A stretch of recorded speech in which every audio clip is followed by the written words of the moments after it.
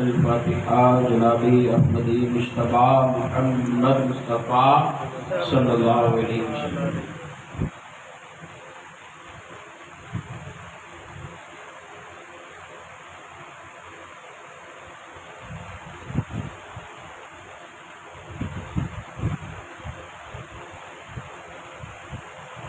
قال اللہ تعالیٰ فی شان حبیبہ الکریم ان اللہ وملائکتہ یصلون علی النبی یا ایھا الذین آمنوا صلوا علیہ وسلموا تسلیما۔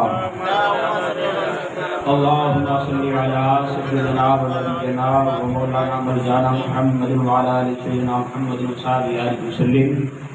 صلاۃ و سلام علیک یا رسول اللہ صلی اللہ علیہ وسلم وفوض امر اللہ ان اللہ بصیر بالعباد برحمتک یا ارحم الراحمین وحق لا الہ الا اللہ محمد رسول اللہ صلی اللہ علیہ وسلم۔ ہم عمر نوجوان ساتھیوں، عزیز بزرگوں، پردہ نشین، ماں و بہنوں، السلام علیکم ورحمۃ اللہ وبرکاتہ۔ وعلیکم السلام ورحمۃ اللہ وبرکاتہ۔ الحمد للہ رب العالمین والعاقبۃ للمتقین والصلاة والسلام على سید الانبیاء والمرسلین، اما بعد فاعوذ باللہ من الشیطان الرجیم ببرکۃ بسم اللہ الرحمن الرحیم۔ ألم تر كيف فعل ربك بأصحاب الفيل ألم يجعل كيدهم في تضليل وأرسل عليهم طيرا أبابيل ترميهم بحجارة من سجيل فجعلهم كعصف مأكول۔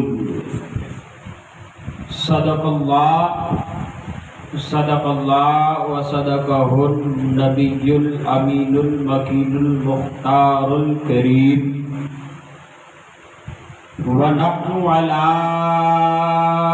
ذلک لمن الشاہدین والشاکرین والذاکرین وللحمد للہ رب العالمین۔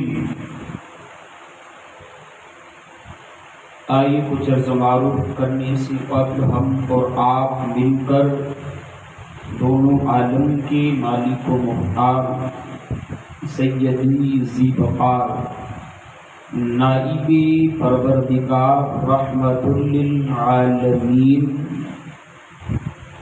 مراد المشتاقین مکے کے سردار مدینے کے تاجدار، ہم غریبوں کے غم گسار بروز محشر ہم گنہگاروں کو بخشوانے والے آقا، کالی کملی میں چھپانے والے آقا، حوض کوثر پر اپنے ہاتھوں سے جام پلانے والے آقا، اسی حبیب کبریا کی بارگاہ میں درود پاک کا ہدیہ پیش کریں، پڑھیں اللہم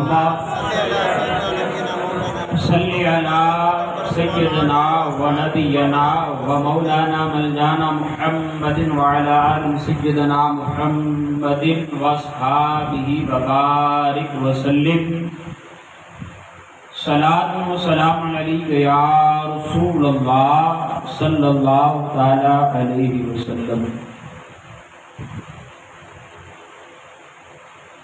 ہم بخوبی جانتے ہیں کہ آج کا یہ اجلاس سرکار دو عالم نور مجسم رحمت للعالمین مراد المشتاقین صلی اللہ تعالی علیہ وسلم کی آمد کی خوشی میں اس محفل کا انعقاد کیا جا رہا ہے۔ اللہ تبارک و تعالیٰ کی بارگاہ میں دعا ہے، اللہ تبارک و تعالیٰ میرا بولنا، آپ کا سننا، ہم سب کا اس کار خیر میں مالن وقتاً جو چیز دی گئی، اللہ ہر ایک چیز کو اپنی بارگاہ میں قبول فرمائے۔ اور اسی طرح سے اللہ تبارک و تعالیٰ ہماری آنے والی نسلوں کو عشق مصطفیٰ کا جام نصیب عطا فرمائے۔ حضور پاک صلی اللہ علیہ وسلم کی شان عقیدت میں حضور اعلیٰ حضرت فرماتے ہیں، واہ کیا جود و کرم ہے شہ بطحا تیرا، واہ کیا جود و کرم ہے شہ بطحا تیرا، نہیں سنتا ہی نہیں مانگنے والا، اثر بلا نہیں سنتا ہی نہیں مانگنے والا تیرا۔ اور میں تو مالک کی کہوں گا کہ وہ مالک کے حبیب، میں تو مالک کی کہوں گا کہ وہ مالک کے حبیب، یعنی محبوب و محب میں نہیں میرا تیرا۔ اور فرش والے تیری شوکت کا علو کیا جانے، فرش والے تیری شوکت کا علو کیا جانے، خسروا عرش پہ اڑتا ہے فریرا، خسروا عرش پہ اڑتا ہے فریرا تیرا۔ معزز صاحب کرام، آج سے تقریباً 1500 سال کے قریب کا، اس سے زائد کا عرصہ گزرا۔ اس سے پہلے کی بات، ایک وقت ایسا تھا، ایک زمانہ ایسا تھا، ایک دور ایسا تھا کہ اب اس دور کے اندر کوئی اللہ تبارک و تعالیٰ کو پہچانتا نہیں تھا، کوئی اللہ تبارک و تعالیٰ کی وحدانیت کو بیان کرنے والا نہیں تھا، کوئی اللہ کی آواز کو بلند کرنے والا نہیں تھا، کوئی ذکر و اذکار کرنے والا موجود نہیں تھا۔ ہر طرف اندھیرا ہی اندھیرا چھا گیا تھا، کالے بادل ساری کائنات کے اوپر منڈرا چکے تھے، ہر طرف اندھیرا ہی اندھیرا تھا۔ کوئی کچھ کہہ رہا ہے، کوئی کچھ مان رہا ہے، اپنی عقل کے حساب سے لوگ رب کو مان رہے ہیں، جس کے جو ذہن میں آیا اسے اپنا معبود قرار دیا، جس کی عقل نے گوارا دیا کہ اسے اپنا معبود بنایا جائے، اس نے اس کو معبود بنا لیا۔ کسی نے ہوا کو معبود بنایا تو کسی نے آسمان کو، کسی نے زمین کو، کسی نے درخت کو، کسی نے پہاڑ کو اپنا معبود بنا کر الگ الگ طرح سے معبود کی عبادت کی جا رہی تھی، اور معبود برحق کو چھوڑ دیا گیا تھا، اللہ تبارک و تعالیٰ کی وحدانیت کو چھوڑ دیا گیا تھا، اللہ تبارک و تعالیٰ کے ذکر و اذکار کو چھوڑ دیا گیا تھا۔ اب ہر طرف کالے ہی کالے بادل چھا چکے تھے، اب اس کالے بادل کے درمیان ایک نور والا نبی، ایک رحمت والا نبی ان قریب جلوہ پر ہونے والا تھا، اور ساری کائنات کو چمکانے والا تھا، اور ساری کائنات کے اندر نور علی نور چمکنے والا تھا۔ تو اعلیٰ حضرت فرماتے ہیں کہ تیری سرکار سے پایا ہے 2 سالہ نور کا، ہو مبارک تم کو سن نورین جوڑا نور کا، کہ ہر طرف نور ہی نور چھانے والا ہے، اور جو ان سے وابستہ ہو جائے گا اور جو ان سے مل جائے گا اسے بھی حضور کے صدقے میں نور علی نور بنا دیا جائے گا۔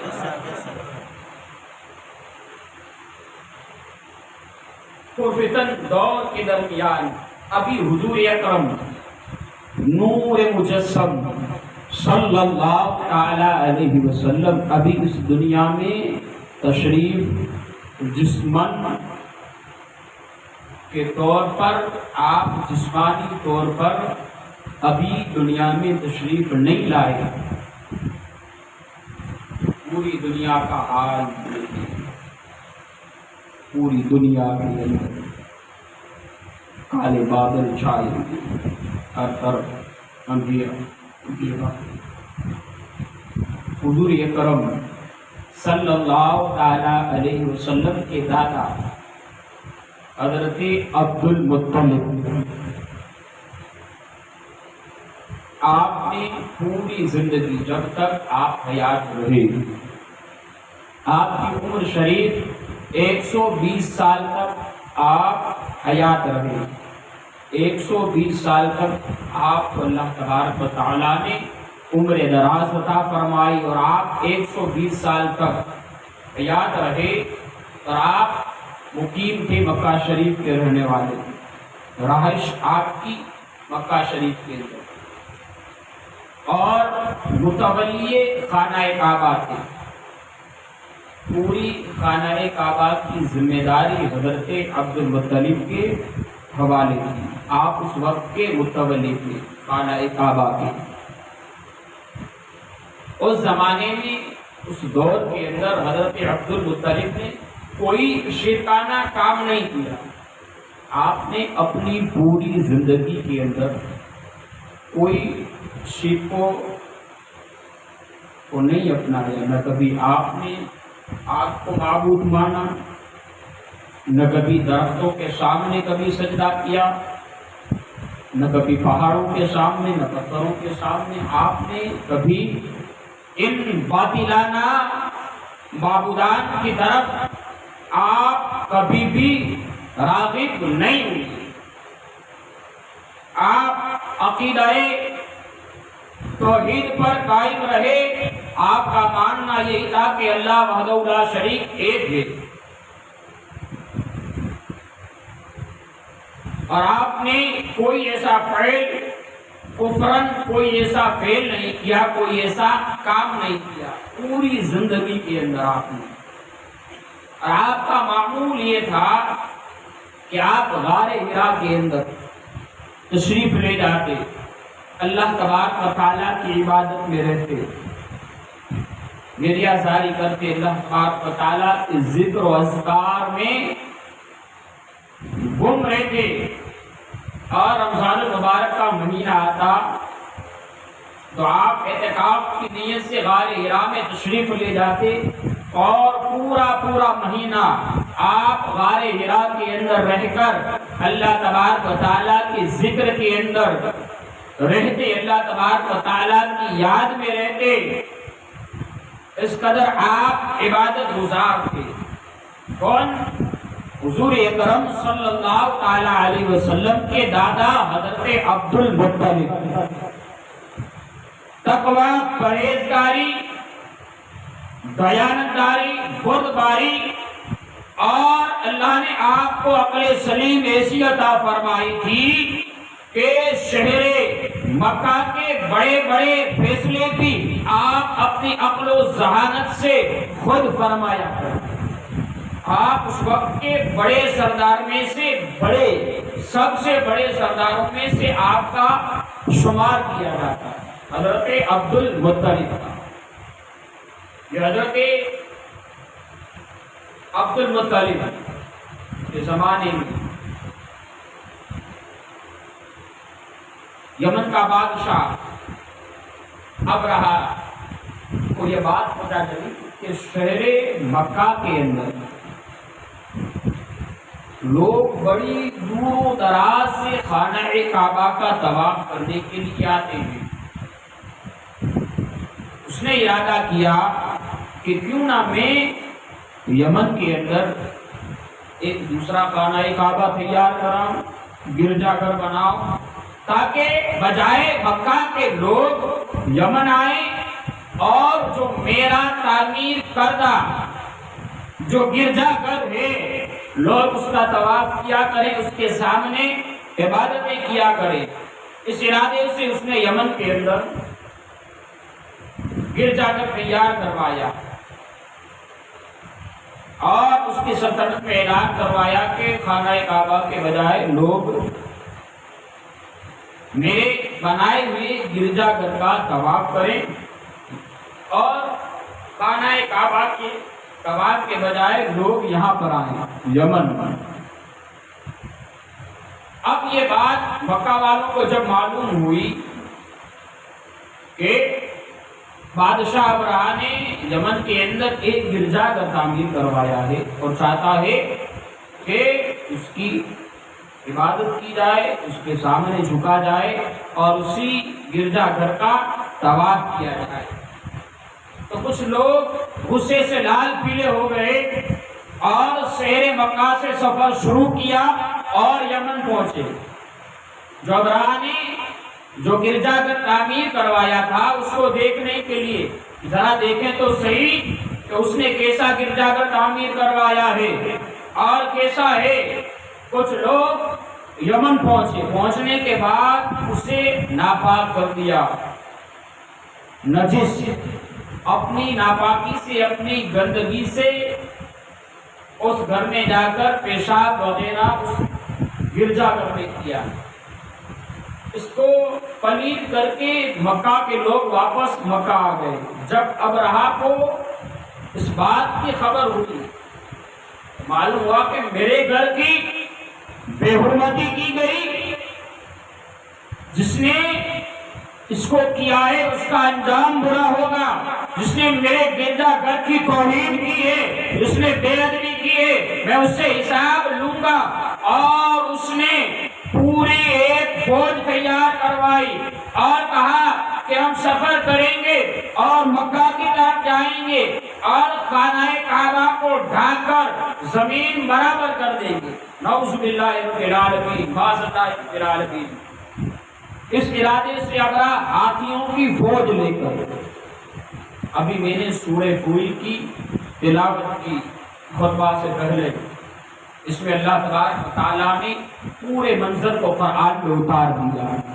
کوئی سیرت، کوئی حدیث کی کتاب سے بیان نہیں کر رہا ہوں، بلکہ ہمارا تمہارا ایمان جس قرآن پہ ہے، ہم قرآن کے ایک الفاظ کو بھی ٹکرا نہیں سکتے۔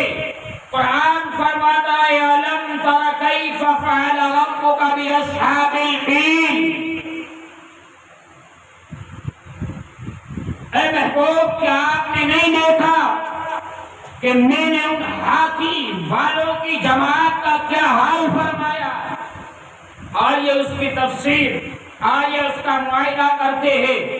ابرہہ چلا یمن سے مکہ شریف کے لیے، اب 10,000 کا لشکر بادشاہ ابرہہ سے پہلے چل رہا ہے، 10,000 کا پیچھے، کافی سارے لوگ، واللہ عالم کتنے لشکر کے ساتھ آیا، اللہ اس کے رسول بہتر جانتے ہیں۔ خانہ کعبہ میں جب شہر مکہ میں داخل ہوئے تو ان فوجیوں نے مکہ والوں کے اونٹ، مویشی، گائے، بکریاں، بھیڑ، جو کچھ تھا اپنے قبضے میں لے لیا اور مکہ سے باہر پڑاؤ ڈالا، ہر ایک چیز کو ضبط کر لیا۔ اب لوگ مکہ کے حیران ہیں کہ اتنی بڑی فوج مقابلہ نہیں کر سکتے، اس سے لڑ نہیں سکتے، ہم اس سے جنگ جیت نہیں سکتے، اب اس کا حل کیسے نکالا جائے؟ اس وقت جب ابرہہ مکہ شریف کے اندر داخل ہوا تو حضرت عبد المطلب کسی کام کی وجہ سے باہر تھے، مصروفیت کی وجہ سے، جب آپ واپس آئے آپ کو پتا چلا کہ یہ سارا منظر ہوا۔ مکہ کے لوگوں نے بتایا کہ ایسے ایسے سب بات ہوئی، اب ذرا بتائیں کہ اب اس کا حل کیا نکالا جائے۔ اب ہمارے مویشی، ہمارے جانور، ہمارے اونٹ، سب کے سب مویشیوں کو اس نے اپنے اختیار میں لے لیا، اپنے قبضے میں۔ کیا کیا جائے؟ اب اسے کس طرح سے روکا جائے؟ اپنے مویشی، اپنے جانور، اونٹ، بکریاں، بھیڑ کو کیسے حاصل کیا جائے؟ کہا کہ ٹھہر جاؤ۔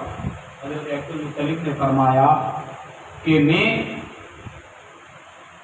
یمن کے بادشاہ کے پاس جاتا ہوں اور اس سے بات کرتا ہوں کہ وہ کیا کہتا ہے، اس کا کہنا کیا ہے، اس کا ماننا کیا ہے، وہ کس لیے آیا ہے، ہمارے مویشیوں کو کس لیے کیا ہے۔ بعض فرماتے ہیں کافی سارے اونٹوں کے اندر سب سے زیادہ حضرت عبد المطلب کے اونٹ بھی شامل تھے، اور اللہ تبارک و تعالیٰ نے حضرت عبد المطلب کو وہ حسن عطا فرمایا تھا، وہ جمال عطا فرمایا تھا، وہ کمال اللہ نے عطا فرمایا تھا کہ اس ارادے سے حضرت عبد المطلب ابرہہ بادشاہ کے پاس جس کا پڑاؤ تھا وہاں پر پہنچتے ہیں۔ جیسے ہی ابرہہ نے دیکھا کہ مکہ کا سب سے بڑا سردار عبد المطلب آ رہا ہے، اب اپنے گھمنڈ میں آ گیا کہ میں بادشاہ ہوں، میری سلطنت ہے، میری حکومت ہے، میرا پاور ہے، میری کرسی ہے، تعظیم کے لیے کھڑا نہیں ہوں گا۔ اور جس حال میں اسی حال میں بیٹھا رہا، ارادہ کر لیا کہ اب اس کی تعظیم کے لیے کھڑا نہیں ہوں گا۔ لیکن اللہ تبارک و تعالیٰ نے حضرت عبد المطلب کو وہ حسن عطا فرمایا تھا، وہ کمال عطا فرمایا تھا، اور نور محمدی صلی اللہ علیہ وسلم آپ کی پیشانی میں چمک رہا تھا۔ جیسے ہی وہ عبد المطلب اور کے خیمے کے اندر ہوئے، بے داغ آپ کا نور علی نور چہرہ دیکھ کر، حسن و جمال دیکھ کر وہ تاب نہ لا سکا، اپنے تخت پہ کھڑا ہو گیا اور نیچے اتر کر حضرت عبد المطلب کی تعظیم کے لیے کھڑا ہو گیا۔ جس نے ارادہ کیا تھا کہ تعظیم نہ کروں گا، اب اس کے لیے کھڑا نہ ہوں گا۔ آج بھی کچھ ایسے لوگ ہیں کہ میرے مصطفیٰ کی تعظیم کی بات آتی ہے تو انہیں مرچیں لگ جاتے ہیں اور کہتے ہیں کہ ہم مصطفیٰ کی بارگاہ میں کھڑے ہو کر کیوں سلام پڑھیں، ہم ان کی تعظیم کیوں کریں، وہ تو معاذ اللہ رب العالمین ہماری طرح عام بشر ہے۔ لیکن ذرا دیکھ، ابھی تو میرے مصطفیٰ اس دنیا میں آئے بھی نہیں ہے، ابھی تو نور دنیا میں آیا ہے، ابھی تو پیشانی میں نور محمدی چمک رہا ہے۔ یمن کا بادشاہ ہو کر بھی میرے مصطفیٰ کے نور کو دیکھ لیا تو تعظیم کے لیے کھڑا ہو جاتا ہے۔ تیری سرکار سے پایا ہے تو انشاءاللہ نور کا، ہو مبارک تم کو بھی سن نورین جوڑا نور کا، اور تیری نسل پاک میں ہے بچہ بچہ نور کا، تم ہے نور تیرا سب گھرانہ نور کا۔ میرے سرکار کی وہ ذات ہے، میرے سرکار کی وہ شان ہے کہ کتنے بھی باطل اس زمانے میں بھی تھے، پہلے بھی تھے، آج بھی ہیں، اور قیامت تک کے لیے میرے مصطفیٰ کے اوپر اور ان کی تعظیم کے لیے انگلیاں اٹھتی رہیں گی۔ لیکن سنیو، ڈرنا نہیں ہے، گھبرانا نہیں ہے، بلکہ ہم مصطفیٰ کی تعظیم میں یہ کہیں گے کہ سرور کہوں گے، مالک و مولا کہوں تجھے، باغ خلیل کا گلے زیبا کہوں تجھے، تیرے تو وصف اے تنہائی سے ہے بری، تیرا ہوں میرے شاہ میں کیا کیا کہوں تجھے۔ لیکن رضا نے خط میں سخن اس پہ کر دیا، خالق کا بندہ خلق کا آقا کہوں تجھے۔ میرے حبیب کبریا صلی اللہ علیہ وسلم کی شان یہ ہے کہ اللہ تبارک و تعالیٰ کے بعد اگر کوئی اس دنیا میں تعظیم کے لائق، احترام کے لائق اگر کوئی ذات ہے تو ہمارے تمہارے آقا صلی اللہ علیہ وسلم کی ذات۔ اعلیٰ حضرت نے کہا کہ لیکن رضا نے خط میں سخن اس پہ کر دیا، خالق کا بندہ خلق کا آقا کہوں۔ یہ میرے مصطفیٰ صلی اللہ علیہ وسلم کی شان ہے، یہ ان کی عظمت ہے، آج بھی ایسے ہیں اور قیامت تک آتے رہیں گے۔ لیکن ہمیں ان سے جھگڑنا نہیں ہے، ہمیں الجھنا نہیں ہے، ہمیں کام یہ کرنا ہے کہ میرے مصطفیٰ کا ذکر اتنا کرو، میرے مصطفیٰ کا میلاد ایسے سجاؤ کہ وہ حاسدین اور وہ میرے مصطفیٰ کا گستاخ جب دیکھے کہ جب مصطفیٰ کے حاسد، مصطفیٰ کے ماننے والے جب مصطفیٰ کا ذکر کرتے ہیں تو انداز سے کرتے ہیں کہ کہیں سب سے اعلیٰ وہ اعلیٰ ہمارا نبی، سب سے بالا وہ بالا ہمارا نبی، اور کون ہے دینے کو منہ چاہیے، دینے والا ہے سچا۔ ہمارا ذکر کرے تو اس انداز سے کرے، ان کا میلاد کرے تو اس انداز سے کرے کہ وہ ہماری محفلوں کو دیکھ کر وہ اس قدر جلب اٹھے کہ اپنے ہی حسد میں جلنے کی وجہ سے وہ خاک میں مل جائے۔ ذکر اس انداز میں کیا جائے، ہمیں لڑنا نہیں ہے، ہمیں الجھنا نہیں ہے، ہمیں انہیں نہیں بتلانا ہے کہ ہم کون ہیں، بلکہ ہمیں یہ بتلانا ہے کہ ہم جس کی امت ہے وہ مصطفیٰ سب سے بڑے آقا ہے۔ ہمیں یہ بتلانا ہے۔ الغرض یہ کر رہا تھا کہ وہ ابرہہ بادشاہ حبیب کبریا صلی اللہ علیہ وسلم کے دادا حضرت عبدالمطلب کی تعظیم کے لیے کھڑا ہو گیا، اپنے تخت پر بٹھایا، کہا کہ سردار قریش ذرا بتاؤ کہ تمہارے آنے کی وجہ کیا ہے، کیوں آئے ہو، آنے کی وجہ کیا ہے؟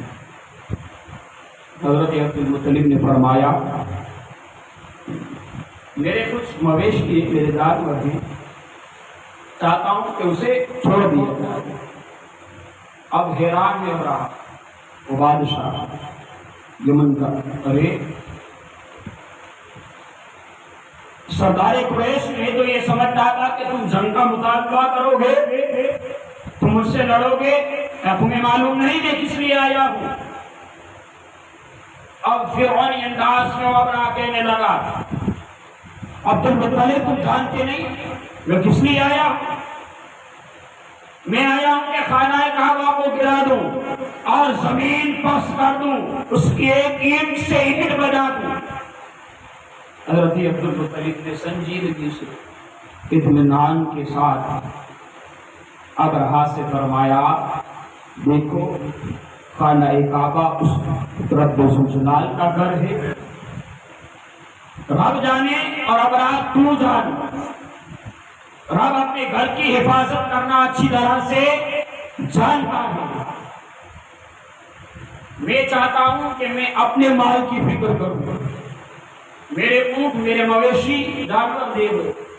ابرہہ بولا کہ عبدالمطلب مجھے تو ایسا لگا تھا کہ تم کوئی اور مطالبہ کرو، تم نے تو میری نظروں میں اپنی اوقات اور اپنی شان کو بہت گھٹا چکے، مجھے تو لگا تھا کہ مکہ کا سردار ہے، خاندان قریش کا سب سے بڑا سردار ہے، ہاشمی خاندان ہے، کوئی بڑا مطالبہ کرے گا۔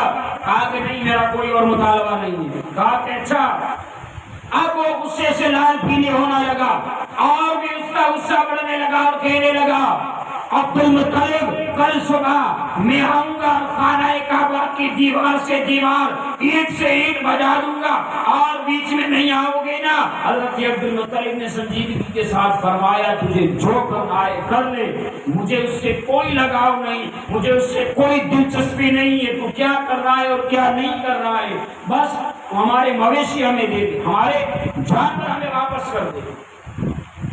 سپاہیوں کو مدیات کے جن کے مویشی جن کے جانوروں کو قبضے میں لیا ہے سب حوالے کر دیا جائے۔ حضرت عبدالمطلب تمام مویشیوں کو لے کر مکہ کی حدود میں ہر ایک کو اپنا اپنا مال دیا اور فرمایا کہ اپنی ضروریات کی چیزوں کو سمیٹو اور شہر مکہ کو خالی کر دیا جائے، اور پہاڑ کے اوپر پہاڑ کی چوٹیوں میں کچھ دنوں کے لیے اپنی حفاظت کے لیے غاروں کو سنبھال لو اور وہیں اپنی رہائشگاہ بنا لو۔ پورے شہر مکہ میں اس طرح کا اعلان کروا دیا گیا، ہر ایک نے اپنی ضرورت کے سامانوں کو سمیٹا اور ہر ایک چیز کو لے کر الگ الگ لوگ الگ الگ پہاڑوں پر اپنی جان کی حفاظت کے لیے پہاڑ کی طرف روانہ ہوئے۔ اب یہاں پر حضرت عبدالمطلب اپنے خاندان کے کچھ افرادوں کو لے کر خانہ کعبہ کے پاس پہنچے، اور جہاں پر آج حتیم ہے، جہاں پہ خانہ کعبہ کا دروازہ، ان کی زنجیروں کو پکڑا حضرت عبد المطلب نے اور رب تبارک و تعالیٰ کی بارگاہ میں دعا گو ہوئے، عرض کرتے ہیں مولا کہ اس گھر کی اب تجھے حفاظت کرنی ہے، اور جس طرح سے تم نے اور ظالموں کا خاتمہ کیا تھا اب اس کا بھی تم خاتمہ فرما۔ کافی ساری روایت کرنے کے بعد حضرت عبد المطلب نے گڑیا زاری رو رو کر رب کی بارگاہ میں دعا فرمائی۔ دعا فرمانے کے بعد فرمایا اللہ اب تیرے ذمے۔ اب حضرت عبد المطلب بھی پہاڑ کے اوپر چڑھ جاتے ہیں کہ اب دیکھتے ہیں کہ کیا ہوتا ہے۔ اب سب لوگ پہاڑ کے اوپر شیرے مکہ کو خالی کر دیا گیا۔ دوسرا دن صبح ہوئی، اب رہا پورے لشکر کے ساتھ خانہ کعبہ کی طرف بڑھنے لگا اور مین کی طرف بڑھنے لگا، حرم کی طرف۔ اللہ تبارک و تعالی قرآن میں ارشاد فرماتا ہے الم تر کیف فعل ربک باصحاب الفیل۔ اللہ نے حکم فرمایا، ابابیلوں کی شکل میں پرندوں کو نمودار فرمایا، سمندر کی طرف سے پرندے امڑ پڑے اور ان کی چونچوں میں دانے کے برابر کنکریاں ہیں، ان کے پنجوں میں 3 کنکریاں ہیں۔ اب ابابیل کی شکل میں آسمان کے اوپر اللہ تبارک و تعالیٰ کا قہر اترنے والا ہے۔ اللہ تبارک و تعالیٰ کے جباریت کا قہر اب راہ کی فوج پر پڑنے والا ہے۔ قرآن میں آیا ہے کہ جس لوگ پر ایک پرندہ جو ایک چھوٹا سا پرندہ، نہ اس کی کوئی ہائٹ ہے، نہ زیادہ بڑا ہے اور نہ ہاتھیوں کے برابر، اب اس ہاتھی کے پیر کے برابر بھی وہ پرندہ نہیں، اس کی سونڈ کے برابر بھی پرندہ نہیں، ہاتھی کے جو دانت باہر ہوتے ہیں اس دانت کے برابر بھی وہ پرندہ نہیں۔ ایک چڑیا سے بھی مانند، نہ اس سے کم نہ اس سے چھوٹا نہ بڑا، اس مانند کا پرندہ اللہ تبارک و تعالیٰ نے آسمان کی طرف روا دوا فرمایا اور حکم دیا کہ اب اپنی کنکریوں کی چوٹ سے اس فیل والوں کے اوپر وار کر دیا جائے۔ اب ابابیلوں نے اپنی چوچ میں جو کنکریاں لی تھی، علماء کرام مفسرین کرام فرماتے ہیں کہ جس آدمی پر ایک کنکری پڑتی اس کے جسم کے ٹکڑے ہو جاتا اور وہیں پر وہ خاک لبریز۔ اللہ تبارک و تعالیٰ کا چھوٹا سا پرندہ، اس کی چونچ میں چھوٹی سی کنکری، لیکن رب تبارک و تعالیٰ کا کمال دیکھو، رب تبارک و تعالیٰ کی مشیت دیکھو کہ آج ہمیں گھبرانا نہیں ہے، آج ہمیں گھبرانے کی ضرورت نہیں ہے کہ بس ہمیں بیدار ہونے کی ضرورت ہے۔ جس طرح سے حضرت عبد المطلب نے اللہ کی بارگاہ میں سچے دل سے توبہ فرمائی تھی، دعا کی تھی، اگر وہی دل آج ہمارے پاس ہو جائے یقیناً آج بھی ابابیلوں کی صورت میں ہماری مدد کے لیے عبد المطلب کے اس ابابیل کے فرشتے اس کے عذاب پر اترنے لگے اور جس ہاتھی پر وہ پرندے کی چونچ سے اس کے پنجے سے کنکریاں پڑتی، کئی ٹنوں کا وہ ہاتھی جس کے اوپر پڑتی تو ٹکڑے ہو کر وہیں پر وہ فناس ہوتا۔ رب نے فرمایا اے محبوب، کیا آپ نے نہیں دیکھا ہم نے ان ہاتھیوں والوں کا کیا حال کیا؟ آپ نے نہیں دیکھا ہم نے ان ظالموں کا کیا حال کیا؟ اس طرح سے پوری فوج کو اللہ تبارک و تعالیٰ کا قہر نازل ہوا۔ وہاں دیر ہے اندھیر نہیں ہے، الظالم اتنا ظلم کر دے، آج جبر کرنے والا کتنا بھی جبر کر دے،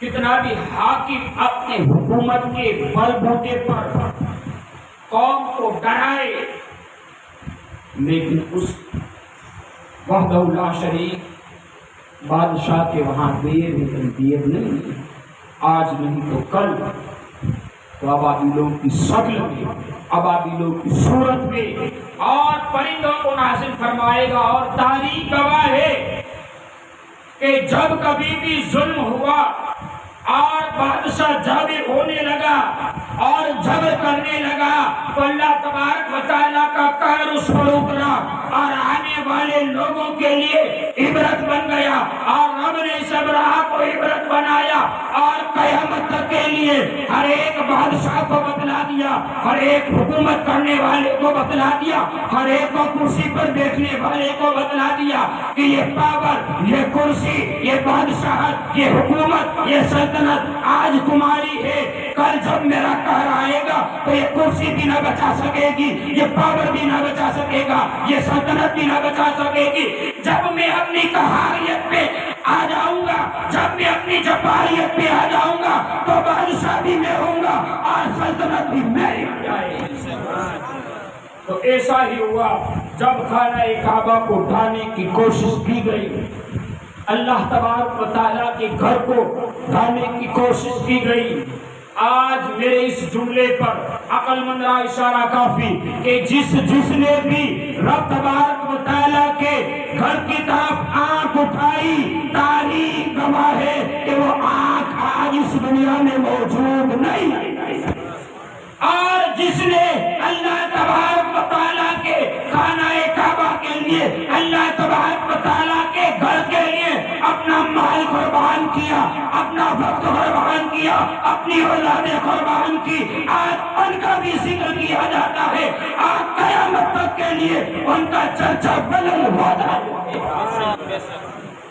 جس نے آج ہم کا تذکرہ کر رہے ہیں، آج ان کے نام کی محفل سجا رہے ہیں، کیوں کہ انہوں نے خانہ کعبہ کی دیواروں کو پکڑا تھا، زنجیروں کو پکڑ کر دروازے پر لٹک گئے تھے اور دعا کی تھی مولا کہ اب ظالم کا ظلم بڑھ رہا ہے اور بادشاہ اپنے حدود سے بڑھ رہے ہیں، مولا اب کرم عطا فرما، اب رحمت کی نگاہ عطا فرما۔ رب نے ان کے اوپر رحمت نازل فرمائی اور ابراہ کے اوپر اپنا قہر اتار دیا۔ آج اس کی اولاد کا نام و نشان نہیں ہے، آج اس کے ماننے والے نہیں ہیں، آج اس کی حکومت نہیں ہے، آج اس کا دور نہیں ہے، لیکن ہاں اور عبد المطلب کی نسل قیامت تک کے لیے قائم، اور اسی عبد المطلب کے گھر کے اندر، اسی خاندان کے اندر ہمارے تمہارے آقا صلی اللہ علیہ وسلم کو نمودار فرمایا۔ یہ ہوتا ہے تاکہ اللہ تبارک و تعالیٰ نے کی ذات سے جس نے بھی پنگا لیا، جو بھی اللہ تبارک و تعالیٰ کے اپوزٹ اس کے سامنے کھڑا ہوا، کوئی بھی آج زندہ نہیں ہے، آج نہیں تو کل اس کا انجام جہنم ہے۔ کیوں کہ اس سے بڑھ کر کوئی بادشاہ نہیں، اس سے بڑھ کر کوئی حکومت کرنے والا نہیں، اس کی حکومت ایسی ہے کہ قیامت تک کے اور اس کے بعد بھی چلنے والی ہے۔ وہ ایسا بادشاہ ہے کہ اس کی کبھی بادشاہت ختم نہیں ہو جا سکتی، وہ ایسا سلطان ہے کہ جس کی سلطانیت کبھی ختم نہیں ہو جا سکتی، اور اس کی ایسی کرسی ہے کہ تمام کرسیاں آتی رہیں گی جاتی رہیں گی، لیکن اللہ تبارک و تعالیٰ کی کرسی ایسی ہے کہ وہ کبھی ختم نہ ہونے والی کرسی ہے۔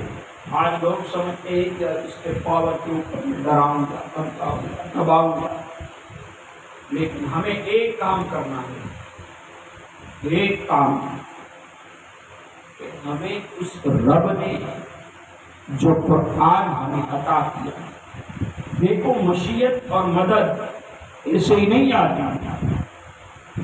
اگر آج ہمیں بھوک لگی ہو تو پہلے کھانا بنانا پڑتا ہے، آٹے کو گوندنا پڑتا ہے، روٹیوں کو بیلنا پڑتا ہے، پھر اسے پکانا پڑتا ہے، پکانے کے بعد اس کے ایک ایک چھوٹے چھوٹے نوالے کر کے منہ میں ڈالنا پڑتا ہے، چبانا پڑتا ہے، تب جا کر ہماری بھوک مٹتی ہے۔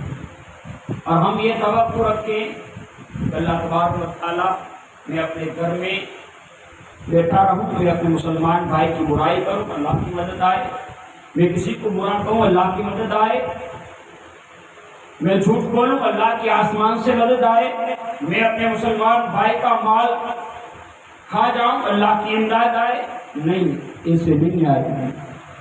ہمیں آج ہم اس طرح سے ہو چکے ہیں آج ہم کھلی مٹھیوں میں بٹ چکے ہیں. آج ہمیں اور لوگوں کی پہلے سے کوشش رہی ہے کہ انہیں بانٹا جائے, انہیں ٹکڑوں میں کاٹا جائے تاکہ یہ آگے نہ بڑھ سکے. لیکن جس دن آج جس وقت یہ پنجہ بند ہوا تو سمجھ لینا حکومت بھی ہماری, کرسی بھی ہماری اور دور بھی. لیکن سنیوں کرنا کیا ہے؟ ہمیں اس رب تبارک و تعالیٰ کے قول و فعل کو اپنانا ہے, رب تبارک و تعالیٰ کے اس ہر ایک فرمان کے اوپر چلنا ہے. لیکن آج ہمارے پاس وقت نہیں. یہ نہ دیکھیں کہ حضرت عبدالمطلب نے اپنے مال کے لیے گئے تھے, مال کو بھی حاصل کیا اور اللہ کی بارگاہ میں گریہ زاری بھی کی, روئے بھی. ایسے ہی مدد نہیں آتی ہے, ایسے ہی امداد نہیں پہنچتی ہے. ہمیں محنت کرنی پڑے گی, اللہ کو ہمیں راضی کرنا ہوگا, اس کے حبیب کبریا صلی اللہ تعالی علیہ وسلم کی ہر ایک سنتوں کو اپنانا ہوگا. میری مائیں بہنیں فاطمہ الزہرا رضی اللہ تعالیٰ عنہا کے نقش قدم پر ہمیں چلنا ہوگا, تب جا کے ہم کامیاب ہو سکتے ہیں, تب جا کر ہمیں اللہ تبارک و تعالیٰ کی امداد ملے گی, تب جا کر اللہ تبارک و تعالیٰ کا کرم, اللہ تبارک و تعالیٰ کا احسان اور رب ذوالجلال کی مشیت ہم تک پہنچے گی. کیا کرنا ہوگا؟ اللہ کو راضی کرنا ہوگا. اب اللہ کو راضی کرنے کے لیے کیا کرنا ہوگا؟ اللہ تبارک و تعالیٰ کو راضی کرنے کے لیے جو ہمارے اوپر جو فرائض احکامات دیے گئے پابندی کے ساتھ, اس کے اوپر ہمیں عمل پیرا ہے. پابند اگر ہم پابند ہو جائیں تو زمانہ آج بھی ہمارے پیچھے چلے گا. آج بھی ایک وقت, ایک زمانہ. ایک چھوٹی سی بات کر دوں پھر ہمیں اپنی گفتگو کو سمیٹ کر چلوں. ایک وقت کے اندر جب ہمیں یہ سوچنے جیسی بات بیان کرنا ہو, اس کے اوپر ہمیں غور و فکر کرنا چاہیے کہ آج پہلے ہم کیا تھے اور آج ہم کیا ہیں. لاچار تو ہم, مجبور تو ہم, ظلم کے مارے تو ہم, اگر کسی برے کام میں آئے تو بھی, اور سب سے پیچھے تو بھی ہم. لیکن ایک وقت, ایک زمانہ, ایک دور ایسا کہ ہماری مسجدوں سے دیکھو کسی بادشاہ, کسی عابد, کسی زاہد, کوئی تقوی والا, کوئی پرہیزگاری والا, کوئی عالم, کوئی مفتی, کوئی پیر صاحب, کوئی مفتی یا تقوی والا, پرہیزگاری والا, اس کی بات نہیں کر رہا ہوں. ہمارے تمہارے جیسے عام انسانوں کی بات کر رہا ہوں. آج یار کیسے مولانا یار آپ کے تھوڑا بولنی چاہیے گئے کہ اللہ کی مدد آئے, آپ نے تھوڑا موٹا جی کہ اللہ کی مدد آئے نا. تو ایک زمانہ نا اندر آپ کا کون تھی نماز فجر نہ ٹائم جو موٹی بھول આપણી બધાયથી મોટી ભૂલ નુકસાની.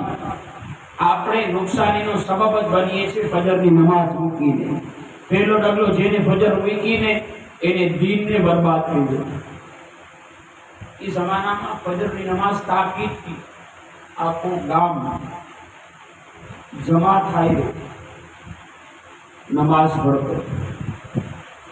આખું ગામ જમા થાય. કોઈ વલી નહીં, કોઈ તકવાવાળો નહીં, તમારા જેવા મારા જેવા સામાન્ય ઇન્સાન. પણ એમાં ફર્ક શું હતો? એ ફજરની નમાઝમાં જમાત સાથે હાજર રહેતા ને શું કામ કરતા? ફજરની નમાઝમાં આવી 4 રકાત અદા કરતા. સુન્નત ફર્જ પढ़ा बाद अल्लाह तबारक व तआला ना शुक्राना अदा करता कि मौला जे काई पण ते आप्યું એના ઉપર અમે રાજી છીએ અને મોલા તારા ઘરથી બહાર નીકળીએ છીએ કે ઈરાદાથી કે મોલા જ્યારે તારા નિદા દેવા વાળો આવાજ દેવા વાળો મુનાદી જ્યારે અઝાન દીએ ને તો એ ટાઈમથી પહેલા મોલા અમને રિસ્ક પણ આપજે અને અમને દોલત પણ આપજે, અમને ઇજ્જત પણ આપજે અને સાથે સાથે એ સમયના અંદર જ્યારે મુનાદી નિદા દેવા વાળો નિદા દીએ ને તો એ સમયે મોલા અમને પાછા મસ્જિદના અંદર જમા કરવા. એ દુઆ હતી. એ જ્યારે ફજરની નમાઝ પડી બહાર નીકળતા તો ગામના માણસો જોતા કે આ શું છે, કાંઈ તહેવાર નહીં, કાંઈ વાર નહીં. મેં કીધું ને કે આ અત્યારે આપણે આમ છીએ, ત્યારે એ આમ હતું, બંધ મટકી હતી. જ્યારે નીકળતા ને કોઈની હિંમત નથી, કોઈની તાકાત નથી, કોઈની જરૂરત નહીં, તે આંખ ઉપાડીને જોઈ પણ લઈએ.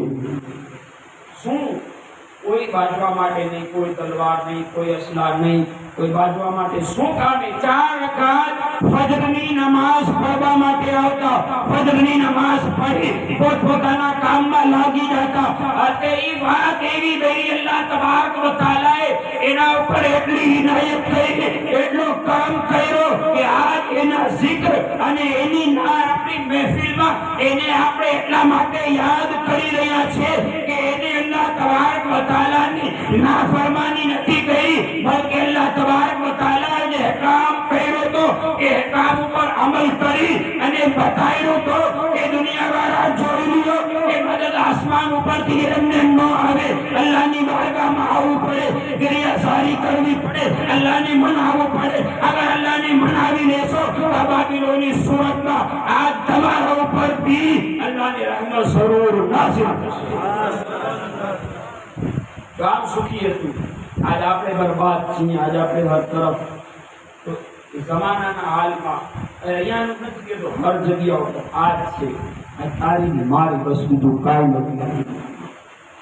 પણ આ થોડુંક એટલું થઈ ગયું કે અલ્લાહ અને એના રસૂલને રાજી કરી દે. દુનિયામાં પણ કામ આવશે, આખિરતમાં. કોશિશ કરો ફજરની નમાઝમાં જમાત હારે પડવાની. કેમ કે બેશુમાર વખત જે ફજરની નમાઝ અદા નથી કરતો, વક્તના ઉપર જમાતને હારે નથી કરતો, અલ્લાહ તબારક વ તઆલા એના રિઝ્કના દરવાજા બંધ કરી દે. આપણી મળે છે ને આમ કરીને ઉડાડી દે, ફરિશ્તા આવી દે, જે નસીબમાં છે મળ્યું. પણ હા જોઈ લ્યો, જે ફજરની નમાઝ જમાત હારે કરે છે એ દુઃખી નથી. ભલે આમ બેલેન્સ નથી, પૈસા નથી, બરકત કે થોડા પૈસામાં પણ ઇજ્જત છે, એનો વકાર છે, એનો ગુજરાત, એની જરૂરિયાતની હરેક ચીજ પૂરી થાય છે થોડા પૈસાના અંદરમાં. જે નમાઝ 5 વખતનો નમાઝ છે એને જોઈ લ્યો, જે હકીકતમાં અલ્લાહને રાજી કરવાના ઈરાદાથી, અલ્લાહની ઇબાદત કરવાના ઈરાદાથી જેને નમાઝ અદા કરી, રબને રાજી કરવાના ઈરાદાથી અલ્લાહ તબારક વ તઆલા સહાબાએ કિરામના બારામાં કરીએ આયત कुरान नाज़िल फरमाए थे रज़ियल्लाहु अन्हु व रज़ू अन्हु, अल्लाह मुझसे राजी हो गई, अल्लाह से राजी हो गए. तो इस मफ़हूम की आयत की मिक़दार हम भी हो सकते हैं. बस अल्लाह की बारगाह में दुआ है अल्लाह तबारक व तआला हम सबको इहदिन सिरातिल मुस्तक़ीम के रास्ते पर चलने की तौफ़ीक़ अता फरमाए और हमें फजर की नमाज व जमाअत अदा करने की तौफ़ीक़ अता फरमाए. अल्लाह हमारे कार्य खैर को अपनी बारगाह में कबूल अता फरमाए. कोई गुल बाकी रहेगा ना चमन रह जाएगा, पर रसूलुल्लाह का दीन हसन रह जाएगा. वमा अलैना इल्लल बलागुल मुबीन. अस्सलामु अलैकुम व रहमतुल्लाहि व बरकातुहू. सलातो सलाम.